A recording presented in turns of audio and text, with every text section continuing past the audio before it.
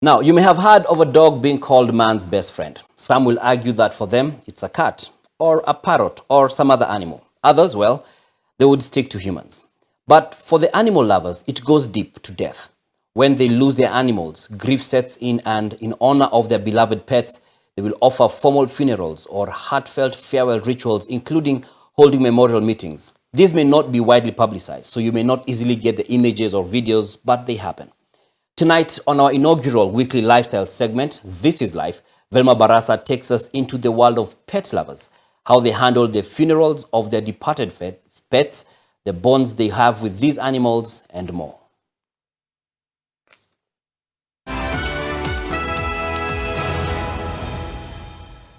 Cremation of a parrot, eating cake during meetings following death, or matanga if you like, to honor a dead cat, dog ashes in an urn, pet funerals, pet memorial services, dead pets transported in hearses to funeral homes, pet cremation, pet ashes stored in expensive urns. These, to some, may sound like ridiculous luxuries, unnecessary activities, being extra. Some may argue, but this is increasingly happening among Kenyans. But the death of a pet for some is a time of loss and grief. To them, it's a big deal. Some refer to themselves as pet parents or pet dads or moms. Losing a pet felt like I lost actually a family member, because for us pets and dogs, for that matter, are part of the family. Be it a dog, a cat, a horse, a parrot or some other animal, some pet lovers are going all out to take care of their beloved animals in life and in death, from pampering them with massages, grooming, high-end healthcare, and much more, to giving them decent final send-offs when they die. Celebrating their deceased fur babies with a farewell ceremony gives them an opportunity to honor their pets as well as deal with the grief. Losing Helsinki was really tough for us. Like, we've lost other pets before, but it was especially hard with Helsinki.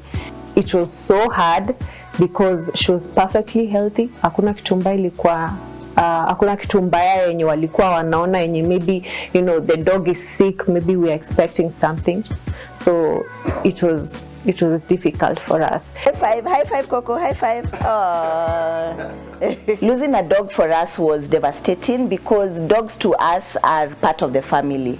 When we decided to get Coco and Bobo, it was a family venture. We looked at the dogs that we want.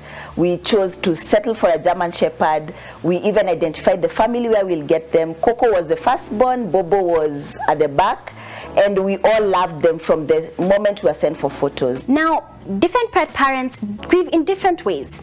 Some are choosing to cremate their pet or pets and spread the ashes somewhere special, in the ocean, on a hill, and so on. Others keep the pet hair or ashes on a shelf in the house as a memento. Some people do plant a tree in honor of their pet. Wengine wana keep fur ama nail clippings. I find that to be really weird. Okay, we have another. This is Miss Ginger. Ginger, say hi. Then there are pet funerals. People are traveling up country, just as they would if a relative died, to bury their dearly departed pets and hold a funeral service with family and close friends. When we lost Helsinki, before we used to just leave it up to the vets. You know, if you don't know what to do, normally you just go to the vets and you tell them to just handle that for you. But with Helsinki, we wanted to make it a little bit special. So Tulim transport back home, and we had just a small funeral service with family members. You can actually dispose your dog at Kabete Vet something.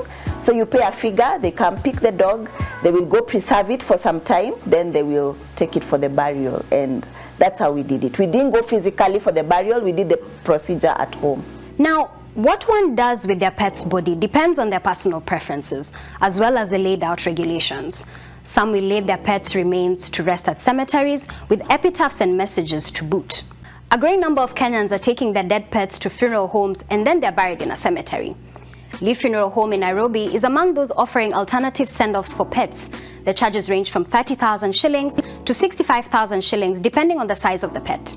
So when a pet passes away, we get called and we send a vehicle, a pet ambulance. So once the pet has been collected, the cremation will either happen immediately or the next day in a pet incinerator. The process takes between an hour to an hour and a half.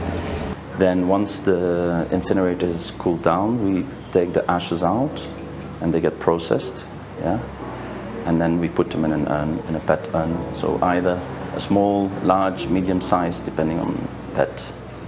About 2 years ago, Lee identified a gap and set up a unit that comes complete with a hearse, different from those used for human beings.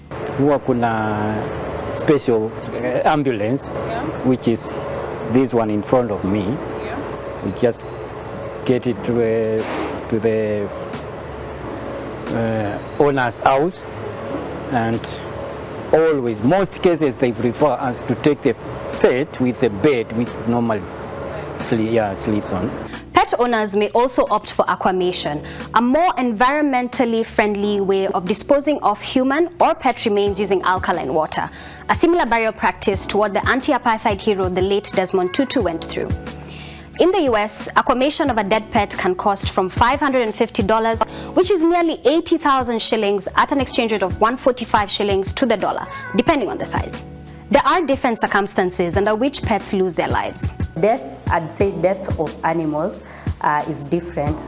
Not really different, but there is sudden death and there is now the unexpected one when a dog maybe gets to old age or is diagnosed with a disease that can't be cured, or now when they get cancers that are non-reversible. When an owner has had their pet for maybe 10, 11, 12 years, sometimes even up to 16 years, and the dog now starts having issues like, let's say they are not able to function as they previously used, they are not able to eat, so the owner has to now consider putting the dog down, humanely of course, through euthanasia.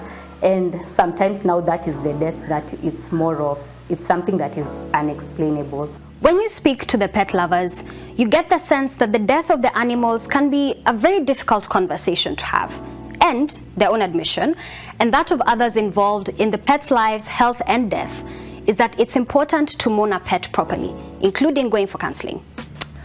All said and done, for those who have these special bonds with their animals, the funerals are more than just saying goodbye. They're about celebrating the bond they shared with their departed companions and finding comfort in the memories. Some people may not think as much. They may wonder, why the fuss? But this is one of those situations where the diversity of preferences, bonds, and more plays out.